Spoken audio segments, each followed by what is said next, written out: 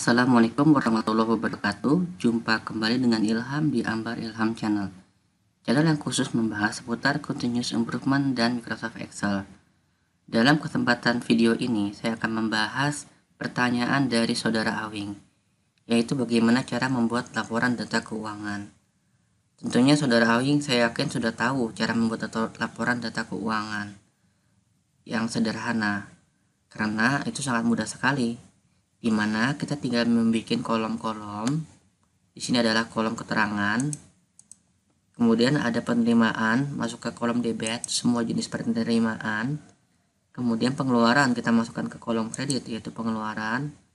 Dan saldo kita hitung dengan debit dikurangi kredit. Itu laporan yang sangat sederhana. Dalam kesempatan ini saya akan menjelaskan laporan keuangan anti salah.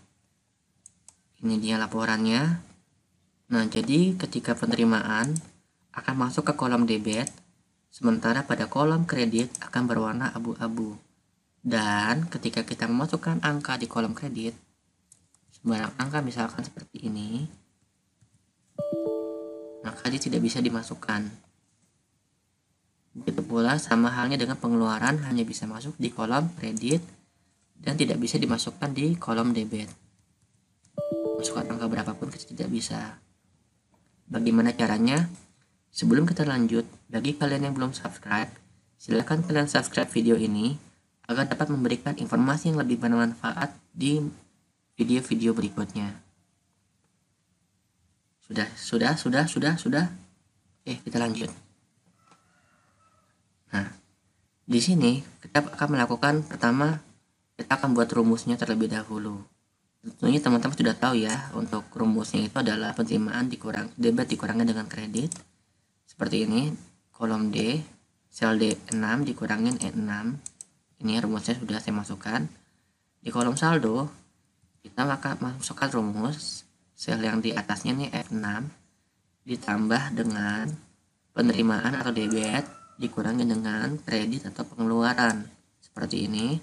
Lalu ini kita tarik ke bawah. Dan pada kolom paling bawah kita masukkan angka yang saldo terakhir. Seperti ini ya teman-teman ya. Ini sudah tahu, saya yakin banyak yang sudah tahu.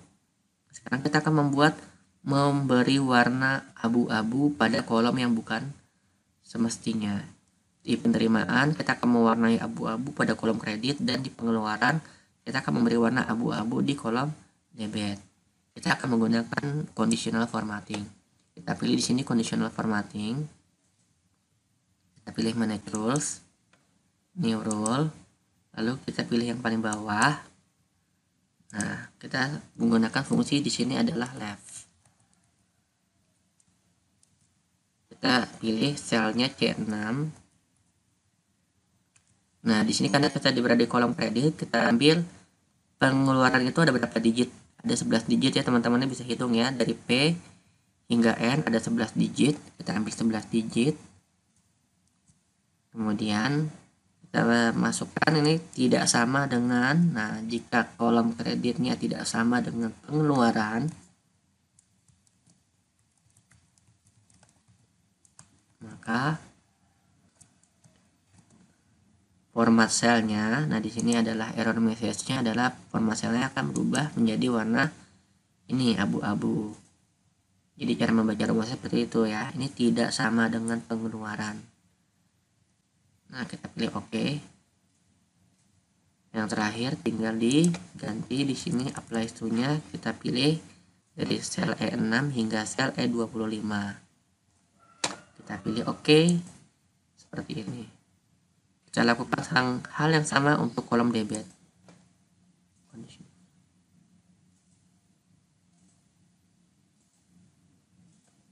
Rumusnya sama dengan left.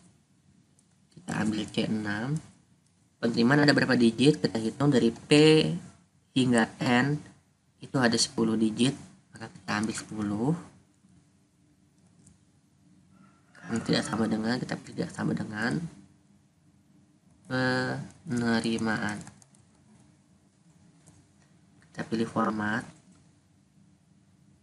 seperti ini. Apply to-nya kita ganti dari D6 hingga D10 seperti ini. Kita pilih OK. Nah, di sini kita masih bisa melakukan input data di kolom yang bukan semestinya. Masih belum memecahkan solusi masalah yang kedua tadi, anti salah. Nah, bagaimana caranya? Kita akan masuk ke yang namanya di data validation. Data validation. Data validation itu apa sih? Data validation itu adalah validasi data di mana data tersebut bernilai valid jika terdapat kriteria-kriteria tertentu. Bisa berupa angka, bisa juga berupa kondisi tertentu dengan menggunakan rumus. Di sini kita akan membuat kondisi tertentu dengan menggunakan rumus. Kita pilih custom ya di sini. Formula dia kita masukkan di sini sama dengan left C6, 11 digit. Di sini kita kebalikan dari yang tadi conditional formatting, tidak bahkan berwarna abu-abu jika bukan pengeluaran. Nah, di sini maka hanya mengizinkan jika sel yang di kolom C6 itu adalah terdapat pengeluaran. Maka di sini adalah kita kasih tanda petik pengeluaran.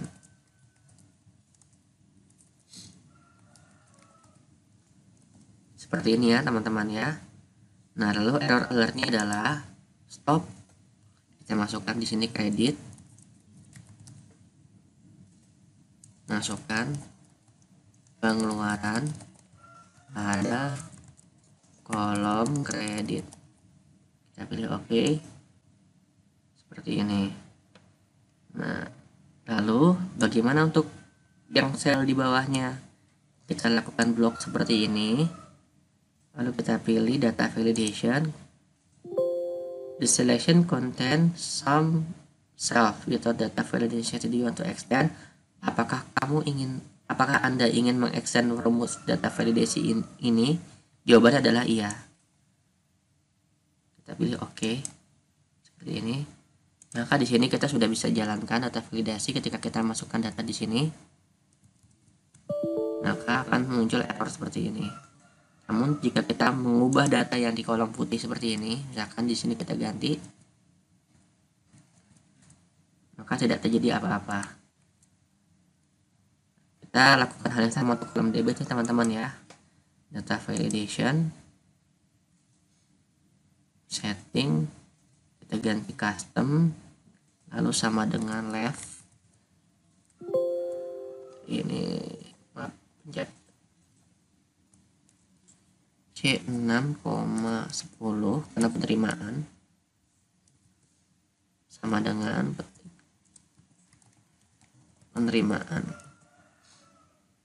Error alertnya adalah stop debit.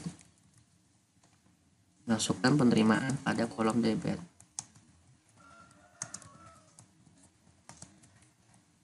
Seperti ini ya teman-teman ya.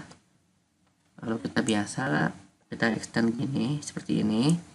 Kita pilih data validation sekali lagi. Kita pilih ya.